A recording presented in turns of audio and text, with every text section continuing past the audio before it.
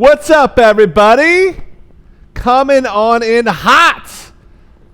Over 2,000 people sign up to learn how to make chicken and waffles. You guys are crazy. I love it. Everyone says January is for dieting, eating healthier. Here we are, baby. Chicken and waffles all day.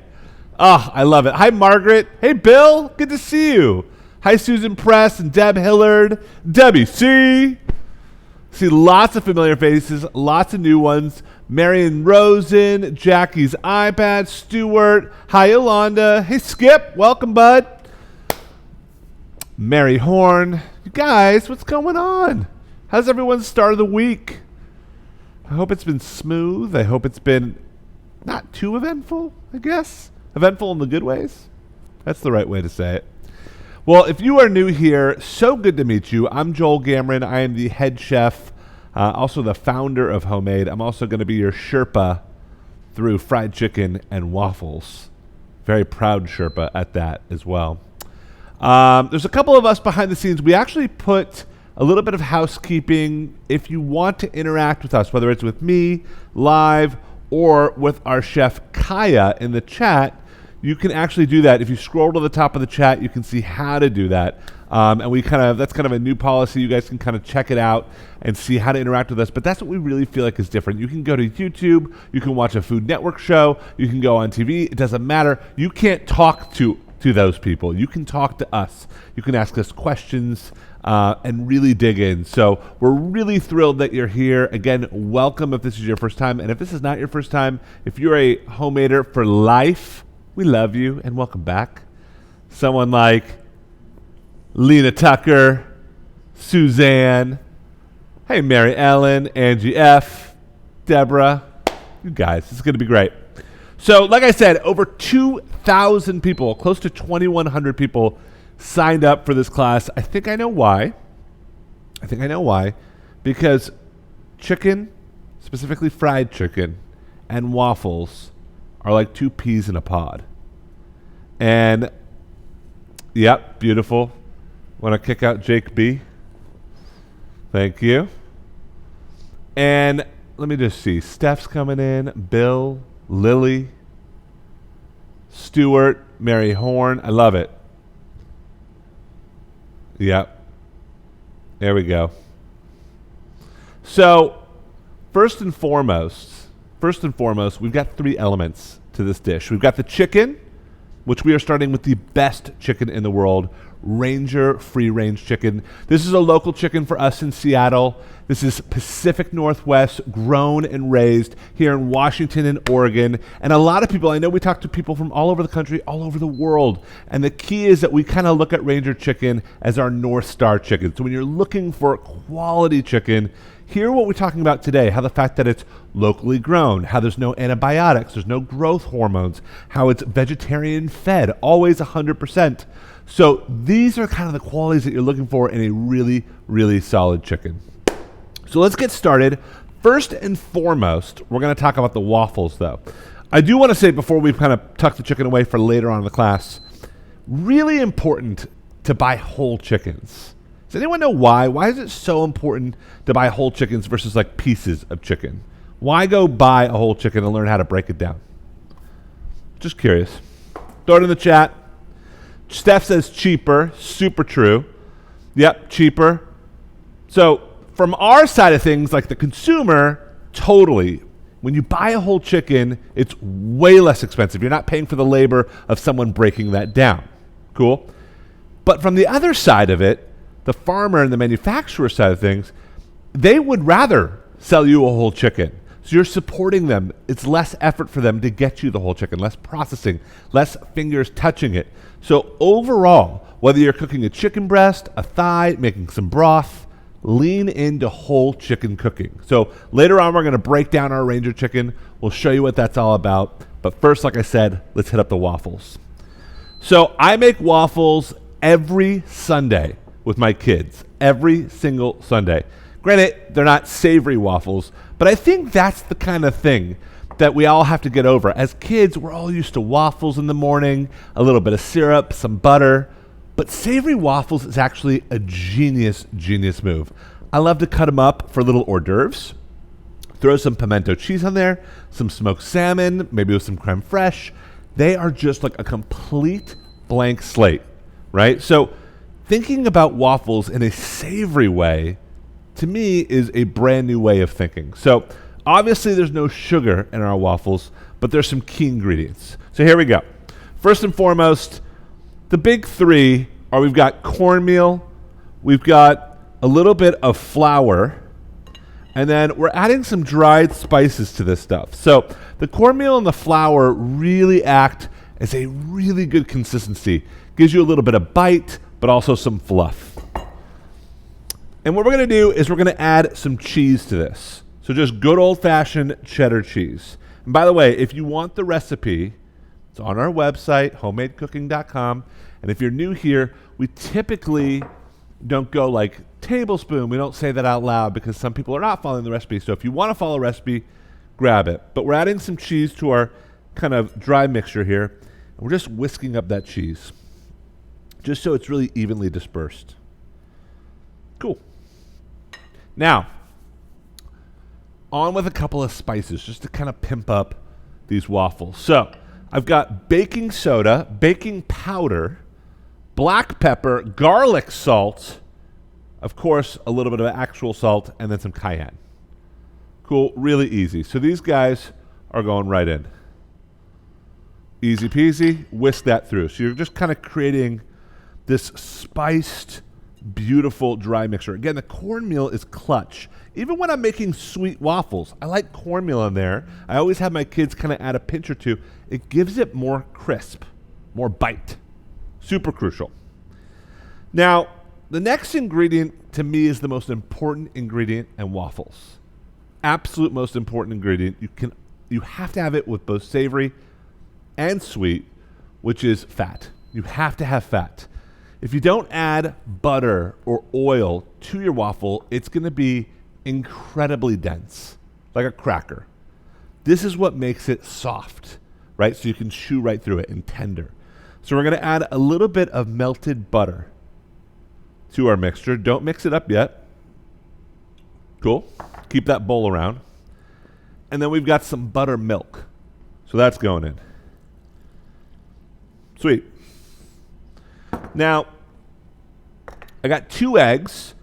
Really important to always crack them into a separate bowl before adding them right in. So I crack into a separate bowl, then right in. That way, if you have a bad egg, the whole thing's not spoiled. Beautiful. I do all these steps, I'm telling you, every Sunday morning. Kids love making those waffles. All right, the last thing we're going to add to this, just to bump up the savoriness, is a little bit of scallion, right? Some beautiful little chives. And this is how I hold them in my fridge at home. Everyone asks me, how do you make it so herbs don't just die? So when they come from the grocery store in those little clamshells, take them out and wrap them in a little wet paper towel like this. Stick them in the fridge so they can breathe a little bit. And just grab when you need them and then just roll them back up when you don't. We'll come back to this for some garnish, but I've got about a handful of some chives that I'm just going to chop up into little pieces. We're going to add this to the batter. Now you'll notice it's very tempting when you're kind of putting this waffle batter together that you want to mix it. The handle of the whisk is right in front of my nose. All those ingredients are together in a bowl, and you want to go after it. But the reality is, the more you whisk it, the tougher your waffle's going to be. So it's really important to whisk this just until it comes together. So I'm going to start now.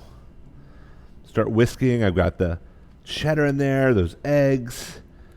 But if you have a couple lumps, that's okay. We're just trying to kind of bring it together into one coherent batter. Kaya, how we doing in the chat? Any questions? Anything that needs to be addressed? There's some people asking about some gluten-free alternatives and like buttermilk alternatives, if there's any dairy-free. Yeah, great question. Okay, so first of all, if you're gluten-free, 1-to-1 flour. We love Bob's from Bob's Red Mill. They're 1-to-1. Really, really good stuff. So you can replace that in here and it will work great. And then if you do not do dairy, meaning you don't do buttermilk, we love Almond Breeze. Get their unsweetened almond milk and just replace it. It'll work great. Good questions. By the way, I know there's some corn allergies too. Almond Breeze also makes really good almond flour. So you can replace that. That gives you a nice crisp too. All right, this is looking good. I got a couple of lumps, but I just want you guys to kind of see what we're looking at here. All right. Now, it's going to get a little thicker as it sits. And that's one thing the recipe does not call out, which I think it should. And that's my B, is you kind of want this to hang out, preferably in the fridge, honestly. But we just whisked it up, which is the exact same when you're like rolling out bread and you're kneading it. So you're building gluten, right? And that's why it's getting tough. Just like bread, it needs to rest. So what I like to do, you can put a little plastic wrapper on the top of it, or if you're going to use it pretty immediately like we are, just put it to the side, let it chill out. You just beat the living heck out of it. It needs a break. I get it. And just let that batter hang. Cool. Again, make waffles for beyond breakfast, right? This is great for dinner and lunch, obviously, but really think about how you could use them. You know, wherever you see biscuits, go waffles. Maybe you're making a stuffing. Make a waffle stuffing. Maybe you're making a casserole. Go for it. Like waffles, it's almost like fresh bread. Think of it like that, and then it kind of changes things in your mind. Cool. Kaya, how we doing on those? Pretty good? All right, cool. Well, waffle batter, savory waffle batter, just to be very clear, hanging out, chilling on the side, relaxing, letting that gluten just like breathe. Now we're going to make a little condiment. I said there's 3 elements. We've got the batter, so we've got our waffles. We're going to make a little hot honey, and then we've got the chicken. The hot honey could not be any easier, but we are calling on one main ingredient to make this hot. I know a lot of people know, but what is this chili? You can find them anywhere.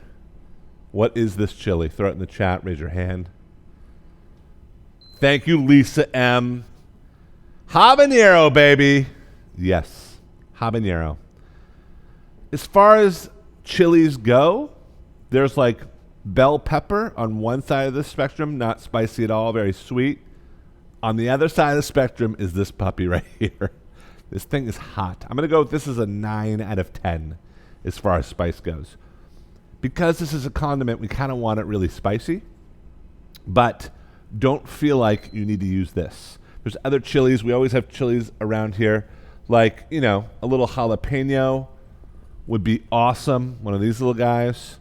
If you want just chili flakes, like you have those in the cupboard, that will work great. Maybe a pinch of cayenne. Don't feel like you need this.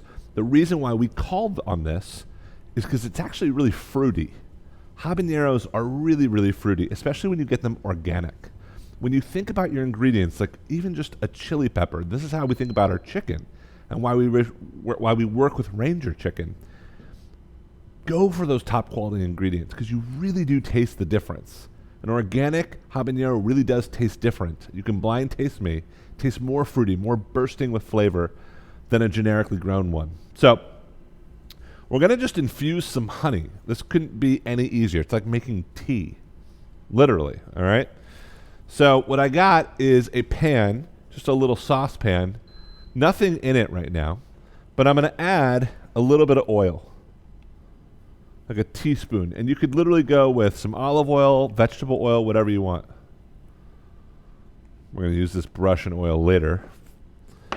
So I start with that, and then I'm just going to infuse it with some chili. So I've got my habanero. You can cut it. The smaller you cut it, the spicier it's going to be. For me, I'm just going to cut it in half. Seeds and all are going to go into that oil. I've got garlic. I'm just going to smash this. I'm leaving the paper on. I just cracked it open. Just so it starts releasing a little bit of flavor. And I'm going to give that garlic and habanero just about a minute in that oil. Again, you could chop those up really fine if you want it really garlicky or really spicy. But for me, I kind of just want a hint of those things. Just like a little kiss. Does that all make sense so far? Thumbs up, everybody. I want to see. Hey, Michael. Hi, Suzanne. Thanks, Lena. Thanks, Angie. Good to see you. Hi, Deborah. All right, Bob Murphy. You following, buddy? Good. All right, so in our little oil, we got about a tablespoon in there. We've got our chili, our habanero, and garlic. We didn't even chop it up. Busted it up. Now infusing. Now go grab some good honey and pour that in. Almost like you're deglazing it. Oh, you can already smell it. And at this point, you can turn off the heat. You can just take the whole thing off the heat. And you can just move it to the side and just let it sit in there. I mean, you could let it sit in there for days. Honey and chilies and garlic, those will almost preserve it. And the longer you let that warm honey soak in the habanero and garlic, the longer and the better, more intense the flavor is going to be. So it literally just looks like this. Really simple. Couldn't be any easier. We wanted to make this really easy. Of course, you can go buy, hot honey, but when it's that easy, just do it at home. That's why we're called homemade. So I'll put the honey over here so you guys can kind of track with me what's hanging out. So we've got our hot honey infusing, just drinking the habanero and the garlic. We've got our batter, which I'm not going to whisk again. In fact, I'm getting rid of the whisk because it's tempting. I'm telling you, I'm a guy. I like to press buttons. I like to flip things. If I see a whisk, I'm going to whisk it. All right? Now, before we move on to the chicken, which is the main show, I do want to talk about two things at this point, if you're making this recipe, you should get hot. So first and foremost, your oil for the chicken. The temperature for the oil should be about 350, 375 degrees. For fried chicken, and for really anything fried, but we're going to kind of shallow fry this, we're using cast iron. Cast iron just has the most even heat for frying. So this is a basic cast iron pan. You guys, cast iron pans cost like $20. Maybe $10 at like a garage sale. Get a cast iron pan now. They're so good and they're so even. And for home frying, you don't need to have a big vat. We're not frying like turkey for Thanksgiving, none of that. This is probably a couple of cups, maybe 2 cups of oil, and we're using canola oil or peanut oil because their flavor is neutral. They're very, very cost efficient, and they get really nice temperature and crisp. So either one of those work, canola oil or peanut oil. Cool? Bring that up to a temperature of 375. If you don't have a thermometer, it's about a 6 out of 10. And yes, you do not need a thermometer. You can kind of look for the bubble, and we'll talk about that when we add our chicken to it. Cool? So I'm getting my oil hot. I've said it already. I'm going to turn it up a little bit more. And then we've got our waffle iron. Now, a lot of people will just plug this in right before they make waffles. No. You want to plug this in at least 20 minutes before you make waffles. Waffle irons will get up to temperature, but they won't be even. So the longer you can keep this on, 20, 30, even 40 minutes, the more crisp and more even brown your waffles will be. I used to work brunch at a restaurant. I learned that the hard way. Okay, the waffles will come out way too blonde, way too light, and they would just get sent back, and it's just because we didn't preheat the waffle iron enough. You really got to let it sit about 40 minutes. So these have both been kind of preheating before class, but if you're cooking along and you're making these at home, 2 big secrets. Preheat your oil, get that going now because we're going to hit up the chicken, get your waffle iron going. Cool? How are we doing, Kaya? Anything for me, for moi? Not really. Nada? No, not All right. at All right. Guys are easy today. Well, we talked about at the top of the class Ranger Chicken. And guys, at this point, we've built up an amazing community. We've had a lot of opportunities to team up with a lot of different people when it comes to bringing them to life in the kitchen. And we've stayed with the same chicken, Ranger Chicken, since day one. It's been 2.5 years of us teaching classes, 2.5 years of all of our chicken recipes being Ranger Chicken. We love it. We love it for its flavor, but we also love it for what it stands for. You know, I'm just going to hold this up real quick. Again, there's no antibiotics in this chicken, 0. Always 100% vegetarian fed. The recyclable tray, so even the tray it comes in is completely green and recyclable. And if you want to see where you can find it, you're in the area, go to DraperValleyFarms.com. That's the overall farm, DraperValleyFarms.com, and look for Ranger Chicken. Again, it's kind of Washington, Oregon. But again, if you're not in that area, look for what it stands for. The vegetarian fed. It always has room to run around. So it's the fat is less. It's more concentrated in flavor. That's what you're looking for. Cool. So I think there's no more chopping. If I'm not, I think there's no more chopping. Oh, we're going to do some chives later. Okay. So I'm going to use a plastic board just to stay ultra sanitary here. I'll get rid of this guy. Cool. Yeah, I like plastic boards. I mean, listen, wood boards are totally fine to use. They're just harder to clean. So I like a plastic board. I can give it a really good suds, throw it in the dishwasher. All good to go. So plastic board, whole chicken. And our Ranger chicken, obviously, it's called Ranger because it's free range. And that, you don't think it matters. I mean, it matters not only because we want chickens to be able to roam, but also they're doing and eating what chickens do. So you want a natural chicken, but it's, like I said, so much more lean, so the flavor is more concentrated. So free range chicken is so important, so important. When you're looking at a chicken, you really need to look at it like, here is where the head would be, and it's breast side up. So right now, it's sitting in the sun, it's hanging out, and just chilling, right? So heads up, it's almost like it's just resting. And we're going to start breaking this down. It couldn't be any easier. First thing is when you break down a chicken, invest in this. This is a boning knife. Top 3 knives you need: chef knife, serrated knife, and paring knife. The paring is a really small one. Serrated is bread. Chef is the chef. This is your 4th knife that you should buy. If you don't have a good boning knife, 100% you should get it. It's really good for filleting fish. Great for breaking down chickens because it's flexible, right? It has some bend, so it kind of gets around joints and things like that. So we're going to kind of break this down. First thing I do is I look for the joints. So I look where the bone and the socket kind of meet. So I kind of start with the wings, and if you find the joint, it should honestly just come off. All right? If you feel like you're sawing at it, that means you just missed the joint. So I've got my wings. It should feel like butter, honestly. Then I cut between the leg and the breast, and I put my thumb in there and kind of pop it out. And I feel like we could have a whole class about this, but I'm kind of letting the weight of the chicken pull it down, and I'm using my boning knife, just kind of the tip of the knife, to kind of get in there and release this from the actual chicken itself. I'm going to do the exact same thing on this side. So cut a little slit, put my thumb underneath, and pop it out. This is just one of those things, you guys.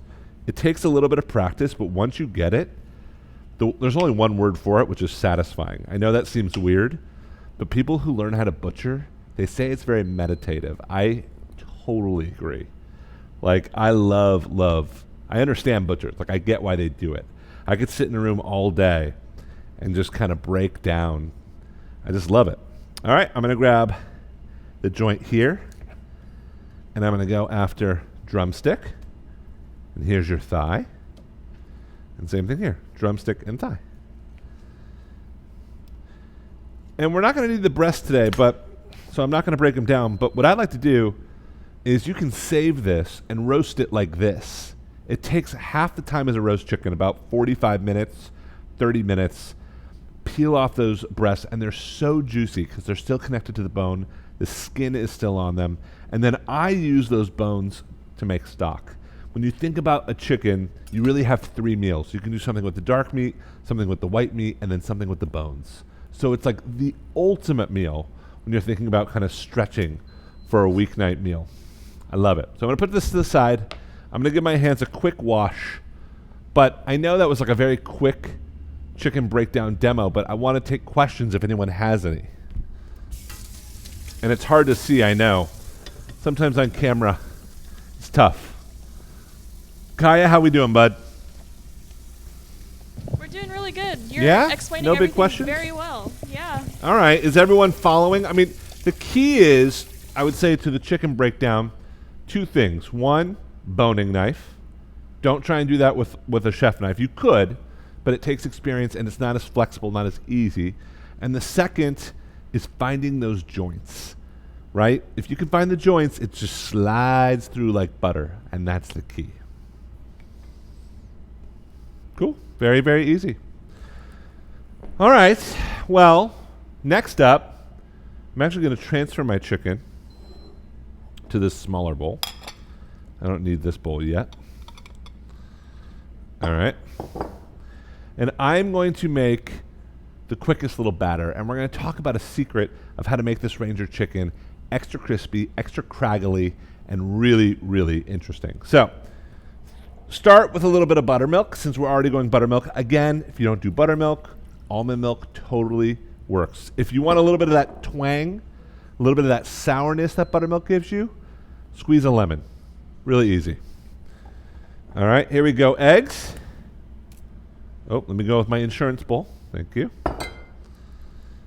See, even I forget sometimes. So 3 eggs in. Don't want to ruin that buttermilk.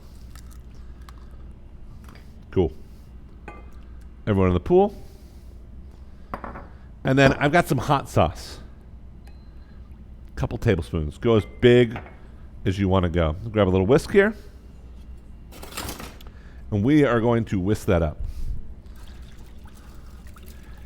This you can whisk as much as you want. There's no flour in here. So really, really, really give those eggs a whisk. If they don't break down and if they're not an even whisk, your crust won't stick as well. Great. Perfect. And at this point, we can dump our chicken in. Now, you can let this marinate even with the egg in it overnight, just to let the chicken kind of break down. The reality is I just never have that amount of time. I never have that amount of time. So don't worry if you don't either. Just put them right in, and they're cool. So chicken to the side. Gorge. That's doing its thing. Now we're going to do the dredge. Flour, salt and pep, and then we're adding a little bit more cornmeal, or I'm sorry, garlic salt, and a little bit more salt and pep to this if you want it.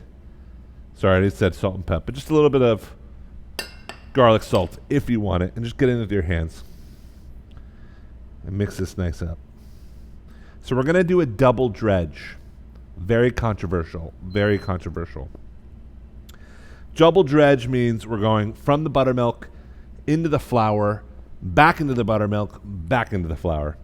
It doubles up on the crust. If you try and do a triple or a quad dredge, oh my gosh, you barely taste the chicken. And for me, it's all about that quality of the Ranger chicken. So you kind of want a nice, kind of like thin coating of crust without it being too bready. We all know what it's like to kind of bite into some fried chicken and have the crust just fall off. That's not what we want. That's too much crust, too much batter. So really, really, really, double dredge is like max. Now, we're using all-purpose flour because we know it's really easy to find. But if you can find, and write this down, Wondra flour, W-O-N-D-R-A, Wondra flour, it makes incredible coating because it's so finely ground. So it has a really thinness to it that I love. All right. Dishwasher. Okay, cool. Hold on. My dishwasher apparently is beeping, so I got to turn it off. How do I turn you off? We'll try that. We'll see. Okay. So at this point, before you dredge, you want to make sure your flour is up to, or sorry, not your flour, your oil is up to temperature. I know my oil is up to temperature because I have a little thermometer connected to it, but you can use just a general thermometer like this, or you can just grab a little bit of flour on your fingertips, and if you sprinkle them in, they should kind of fry like that. I'm going to turn mine a little bit higher. But you want to get this ready because we're going to go from dredge right into the oil. So it's going to go from buttermilk egg mixture into our flour, into our oil. So good. Yeah, a lot of people are asking where to find this chicken. Guys, head to DraperValleyFarms.com. We'll make sure to absolutely put the link in the chat, and you'll be able to find it. But DraperValleyFarms.com. Ranger chicken. Okay. Let's fry. Chicken first. In. And by the way, you're just about to get messy. You can try and go wet hand, dry hand. It doesn't really work for this. So you just kind of got to get messy and expect you're going to get some really messy hands. That's just part of the fun. So these guys are in. This kind of reminds me of shake and bake. Do you remember those? Calling it out. Calling it out. A little bit of shake and bake happening here. All right. So a little coating on these guys. It's okay, right? If it's a little caked on, you just want to kind of shake the excess back into the buttermilk. And that's going to kind of cling. Beautiful. Out, back into the flour. This is where your hands start to really get caked on. And that's it, man. That's the double dredge. Okay. Now, hard to show you guys because I've got these hands, but we're not trying to kind of press this in. We're just trying to kind of coat it. So you can really shake off the extra. All right. Then when you lay it in the oil, make sure you lay it away from you. So in, and then let it drop away from you. Not like this, in towards you. That way it won't splash up on you. All right, one more. Woo! Smells and looks amazing. Absolutely amazing. I've got this going on. It looks like it's Halloween over here. So I'm going to wash my hands. How are we doing on that process? Any specific questions about the dredging, the chicken itself, how long it can sit in the buttermilk? Ask away. Kaya, anything? Not really. No? I'll tell you what's a little bit different about this recipe. One, the egg in the buttermilk. That really helps the buttermilk cling, kind of like a jacket around the chicken. So that's huge. The buttermilk's not a ridge, but if you don't do buttermilk, another really good option, yogurt. Yogurt's really nice. All right, give my hands a good wash. Nice hot, soapy water. Everyone always asks me, okay, I love cooking chicken, I love cooking, but I feel like I'm always washing my hands. Yeah, totally. You go and wash your hands like 6 times during a recipe. That's very normal. Chefs do that too. And that's just part of kind of being sanitary. But no, that's normal. We all go through that. And that's just part of the cooking process. All right, so check it out. So a couple things to note. First of all, I love the texture coming off of that. You can see it's almost flaky like Rice Krispies. Really, really nice. I'm not flipping it at all. I'm just kind of letting it build its crust. And we'll flip it when we start to see kind of a golden brown happen around the outside. But also note that like the oil itself is not going too fast, right? There's some vigorous bubbling happening, but it's not like insane. So it's kind of a slow fry. Slow fry. And once you see a little golden brown after about a minute or two, you can go ahead and give it a turn, and we're going to turn it again. Oops, come to Papa. Come on. This is a big thigh. There we go. I try and come from the outside if you can, just to not break the breading. And it's looking awesome. To even out the breading and to keep it really crisp, you can always grab a spoon like this, like a big spoon,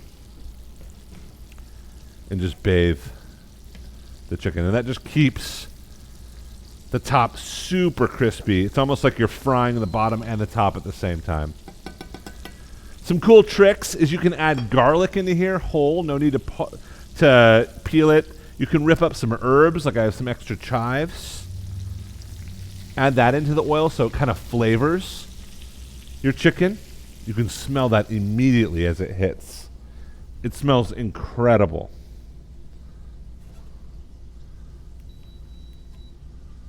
Love it, guys. All right, so this is going to take a minute. No big deal. Most likely chicken like this, just normal, beautiful little chicken pieces, 6 to 8 minutes, so about 4 minutes per side. And we're going to temperature it out. So we're going to actually probe it with a thermometer to make sure it's done. But I do like to kind of turn it every couple of minutes just for even cooking. Really easy. I know this is probably the scariest part of fried chicken for people. So if there's any questions about this, bring it on. But I just like to kind of hang out with it.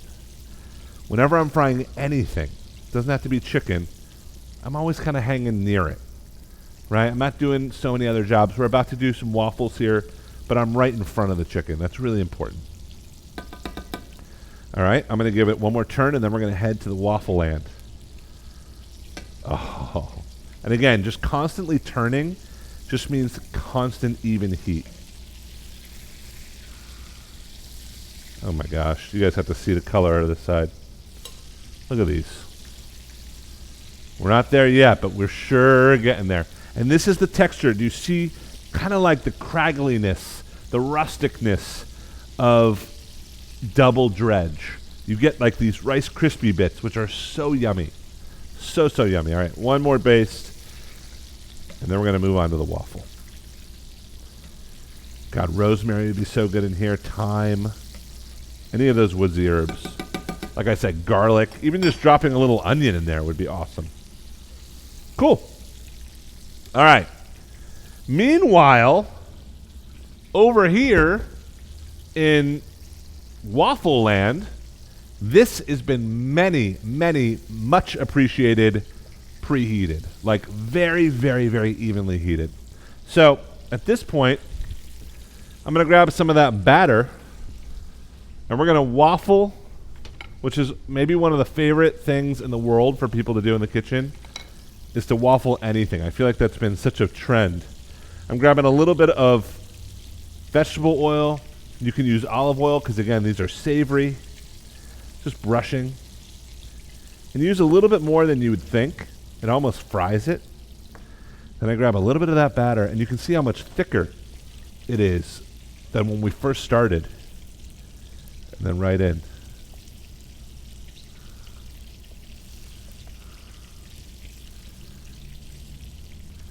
Am I going to overfill these? We sure will find out.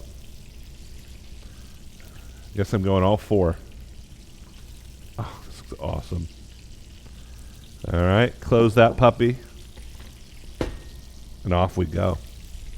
So we are waffling and we are chicken frying at the same time. It's been a couple of minutes, so I'm just going to rotate my chicken. And now you're getting to kind of the finished side. Make sure you guys can see this. See how blonde this is compared to that one? This is kind of where you want it. That's looking pretty much money. Oh, awesome. And it's totally cool that our kind of herbs have kind of crisped up, almost burnt. They've given all the love they can give. They're done giving love. Oh my gosh, this is insane. I'm only doing fried chicken and waffles for one, but obviously you can do this in batches. And the best way to do this in batches, if you're doing this for a lot of people, is to grab a little situation like this. So this is just sheet tray, a little bit of a drying rack inside, and have that on standby. And as chicken gets out, it lands here, and you can put this in the oven, 200 degrees, just to let it kind of stay warm. And you can do batches and keep them in there for 2 hours. So if you have 10 people coming over, you're gravy. You're in good shape. How we doing, peeps? I know there's a lot more questions on the chicken itself. Again, the big things to look for, free range. That's why Ranger makes so much sense. Free range actually changes the flavor. It's also important to support because I believe chicken should have room to move. Non-GMO, right? Non-GMO, look for that. And then I love the fact that it's all vegetarian fed. So important, all vegetarian fed. Beautiful. Cool. All right, well, this chicken is getting real close. Our waffles are also getting super close. A good waffle machine should tell you, there's a little bit of a light, you guys can't see it, but it should tell you when it's done. So it always tells you when it's hot, and then it will have a light that turns green that's like, okay, your waffles are where they should be.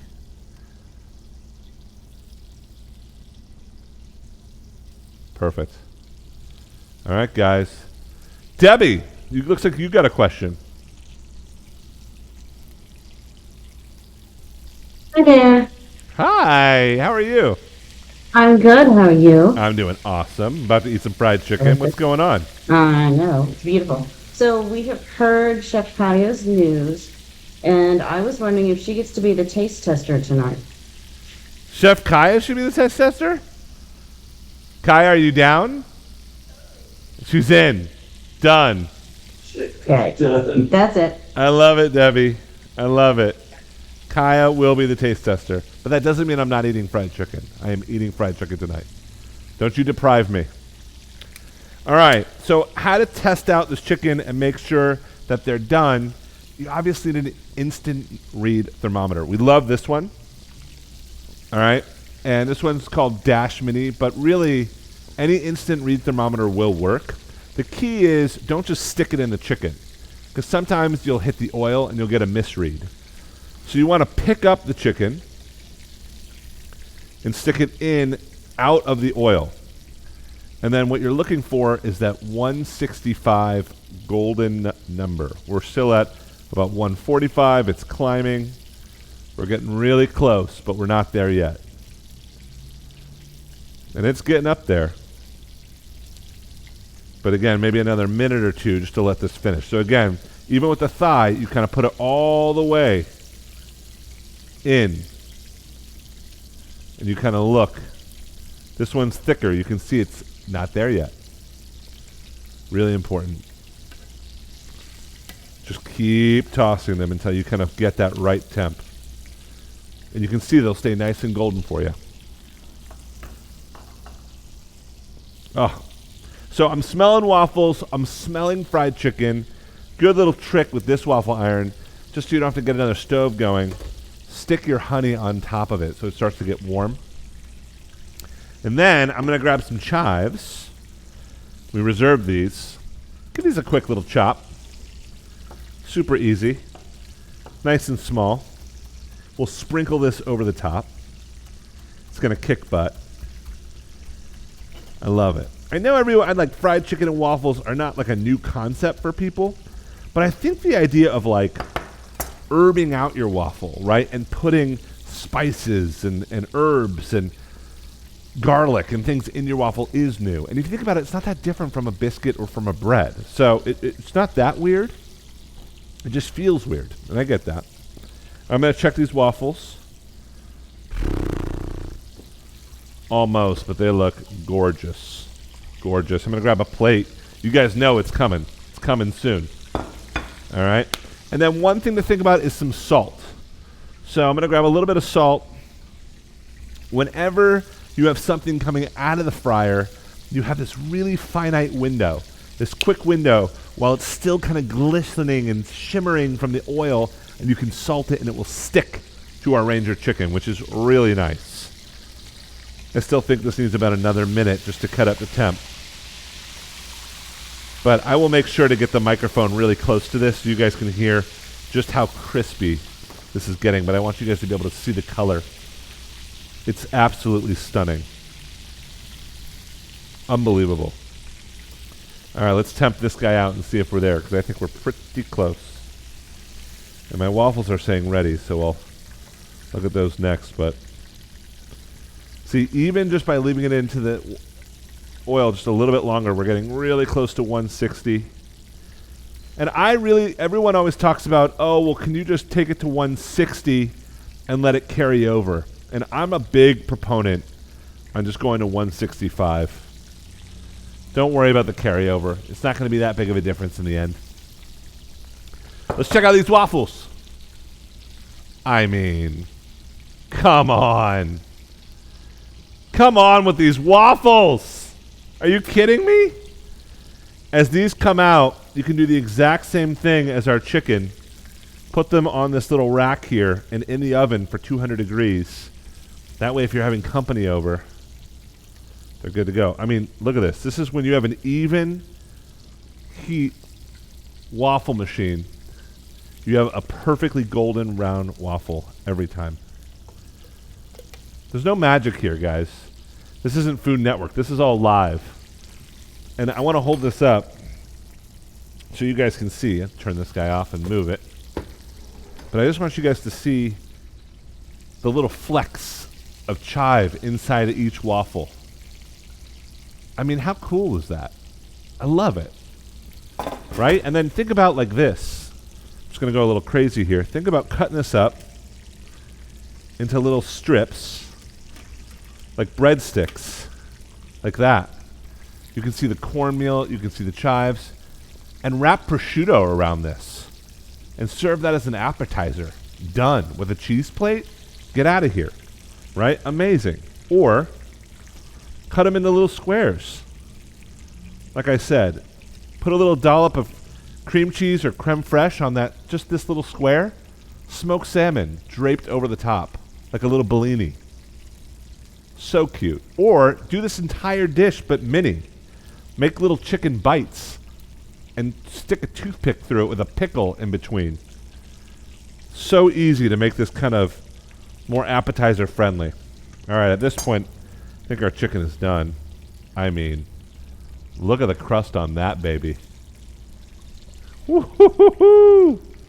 So out we go. We let kind of that extra oil drop. That's why we use that rack. Oh, this looks amazing. And then this is your moment. This is your moment. A little bit of salt. Just hit it. And what you're looking at right here are the elements of something beautiful. GBD, ladies and gentlemen. Golden, brown, and delicious. Woo! That looks good. All right, in a perfect world, you would let this chicken sit for a little bit so you don't destroy your mouth, but also so you let that Ranger chicken just kind of set, the juices set. I did want to kind of put my microphone, I just hope you guys can hear this.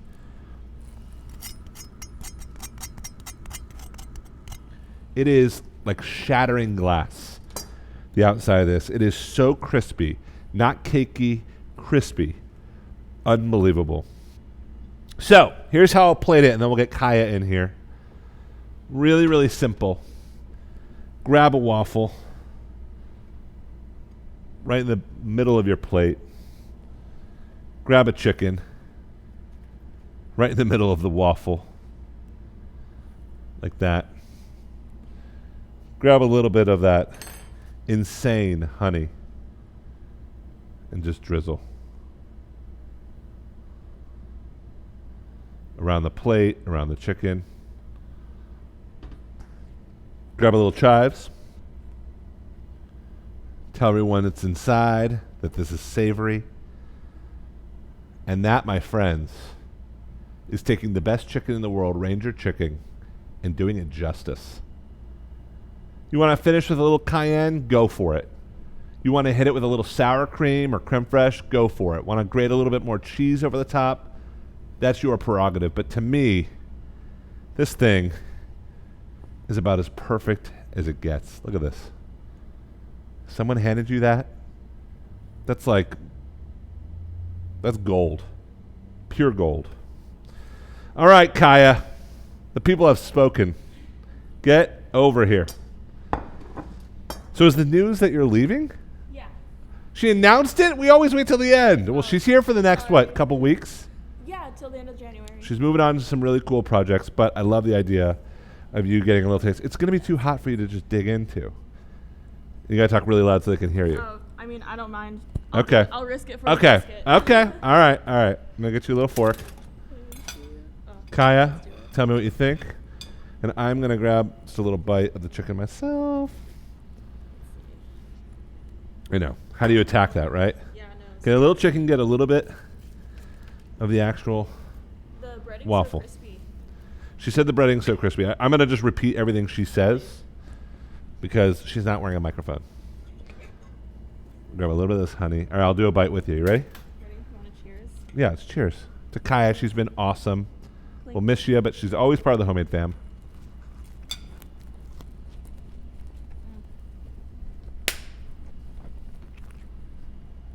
Wow. Take that and feast. Take that and feast. Give it up for Kaya. Wow. One more bite, just to reiterate what's going on in my mouth. And I want to make sure you guys can see the chicken too. You guys like to always see the finished product. So you can see no pink, totally gray without, but notice how the breading is just literally clinging to the chicken, right? That's the key. You don't want it sliding off. It's so important. So, so important. What I taste immediately as I get into this is, I'm not kidding, is the quality of the chicken. You can taste chicken. I hate when you taste fried chicken and it's just the breading. It's just a bread bomb. It's because we use Ranger chicken. It's because it's concentrated in flavor. You get this stunning robustness that comes with chicken. That's why we all love chicken so much. Then in the breading, there is some cornmeal in there, which gives you a little crisp, the garlic salt, which brings home the savory and kind of ties into the chives. And then the waffle itself, I mean, it's lightly,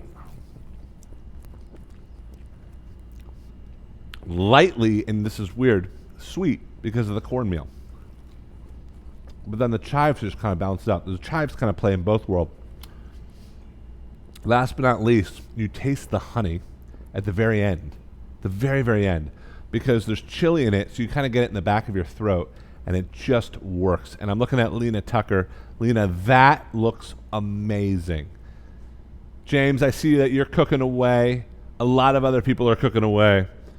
This is incredible. I'm telling you, there's a lot of rendition of chicken and waffles out there. We just think this one's the best. Crispy waffles, savory chicken, sweet hot honey. All right, one more bite. A little bit of that crust. We want to thank Ranger. We love you, Ranger. Thank you for making all of our chicken classes possible. We want to thank you guys. Is there any last questions before we sign off? With 2,000 people logged in from around the world to make chicken and waffles, I'm so proud of you guys. You guys have some fun? Write it in the chat. We love you. What's coming up? I think, oh my gosh. You guys, on Thursday, no joke, over 3,000 people are coming to learn how to make our steak with smothered onions. If you're interested in a new steak recipe, new steak, beautiful technique, this one's great. It's also a little healthy, believe it or not. We teamed up with the American Diabetes Association for this one, so we wanted to make sure, how do you bring steak and potatoes when you're kind of trying to watch things as it goes into your body? So you will love this. Thursday, steak with smothered onions. If you have not signed up, go on our website. It is totally for free. Again, check out DraperValleyFarms.com to read more about Ranger and to kind of find a store near you. We love you. Have a great rest of your week, and we'll catch you on Thursday. Take care, everybody.